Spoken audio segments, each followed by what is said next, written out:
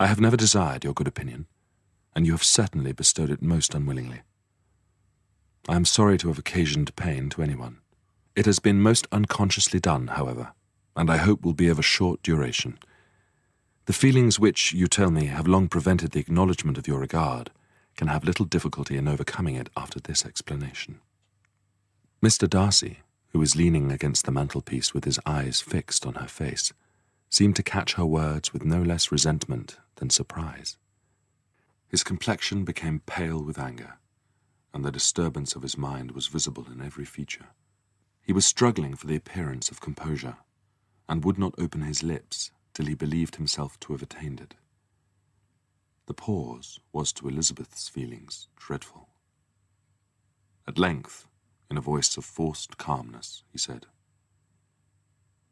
"And this is all the reply which I am to have the honour of expecting. I might, perhaps, wish to be informed why, with so little endeavour at civility, I am thus rejected. But it is of small importance." "I might well inquire," replied she, "why, with so evident a design of offending and insulting me, you chose to tell me that you liked me against your will, against your reason, and even against your character. Was not this some excuse for incivility, if I was uncivil? This is the estimation in which you hold me. I thank you for explaining it so fully. My faults, according to this calculation, are heaving indeed.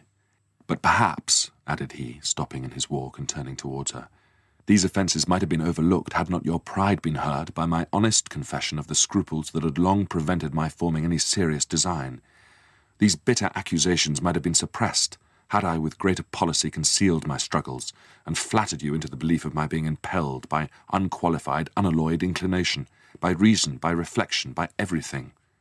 But disguise of every sort is my abhorrence, nor am I ashamed of the feelings I related. They were natural and just. Could you expect me to rejoice in the inferiority of your connections, to congratulate myself on the hope of relations whose condition in life is so decidedly beneath my own?" Elizabeth felt herself growing more angry every moment. Yet she tried her utmost to speak with some composure when she said, "You are mistaken, Mr. Darcy, if you suppose that the mode of your declaration affected me in any other way than as it spared me the concern which I might have felt in refusing you, had you behaved in a more gentlemanlike manner." She saw him start at this, but he said nothing, and she continued, "You could not have made me the offer of your hand in any possible way that would have tempted me to accept it." Again, his astonishment was obvious, and he looked at her with an expression of mingled incredulity and mortification. She went on, "From the very beginning, from the first moment, I may almost say, of my acquaintance with you, your manners impressing me with the fullest belief of your arrogance, your conceit, and your selfish disdain of the feelings of others, were such as to form that groundwork of disapprobation on which succeeding events have built so immovable a dislike." Where exactly are we? I think we're quite close to Pemberley. Mr. Darcy's home. That's the fellow. Very well stocked lake. I've a hankering to see it. Oh, no, let's not. Oh, he's so... I'd rather not. He's so... So what? He's so rich. By heavens, Lizzie, what a snob you are. Objecting to poor Mr. Darcy because of his wealth. The poor man can't help it. He won't be there anyway. These great men are never at home.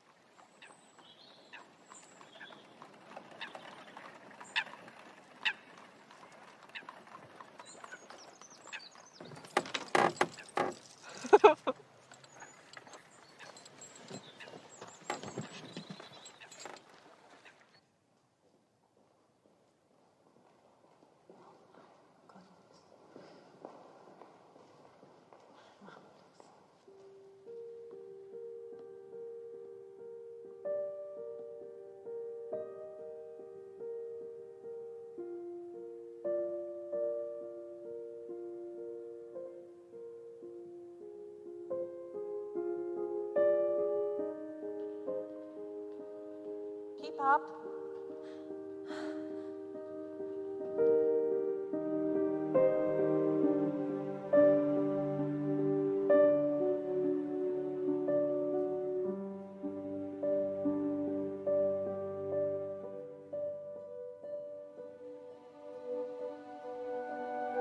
Is your master much in Pemberley? Not as much as I would wish, sir, for he dearly loves it here.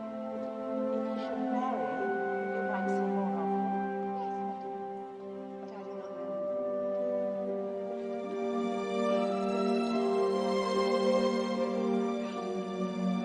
You're not like his father.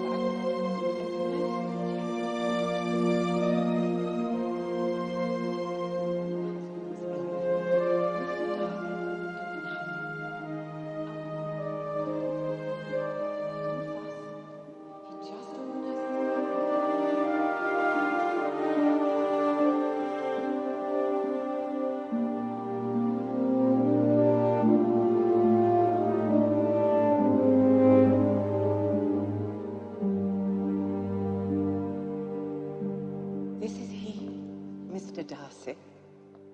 It was very defined, very clear, and really helpful, I think. Looking back, it's really, you stand up when a lady walks into the room and you bow. I think nowadays we think of it as very sort of repressed or over-formalized, and I quite like that. I think it gives it something else. I think it's actually quite releasing.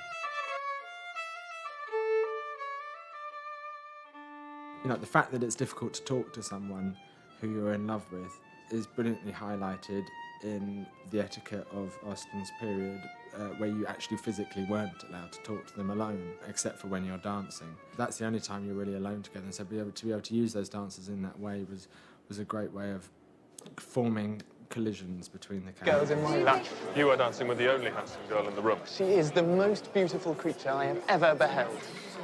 But her sister Elizabeth is very agreeable. Perfectly tolerable, I dare say. Not handsome enough to tempt me. You'd better return to your partner and enjoy her smiles. You're wasting your time with me.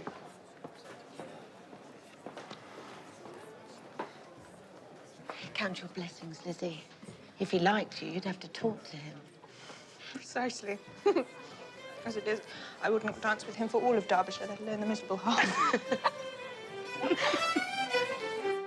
She was only 15. There was a gentleman so much in love with her that I was sure he would make her an offer. However, he did write her some very pretty verses. And that put paid to it.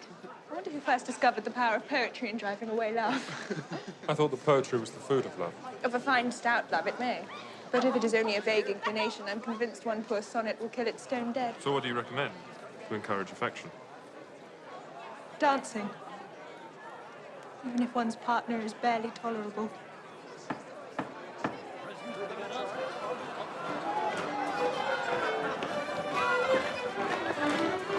May I have the next dance, Miss Elizabeth? You may. If you're only allowed to have the physical contact in the dance, then dancing with somebody is electric. It's so charged. And it's having that formal structure, especially the dance, playing the little moments in between two people in that very formal structure. They don't really touch. Women don't shake hands with men, So the first time Darcy touches Elizabeth is when he helps her into the carriage. Mr. Darcy? Miss Elizabeth? Which is a really beautiful moment.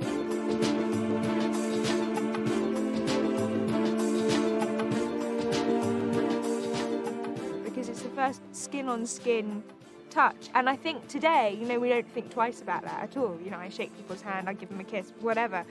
It's sort of really interesting to think, actually, if you don't have that sort of tactile nature, how important one touch can be.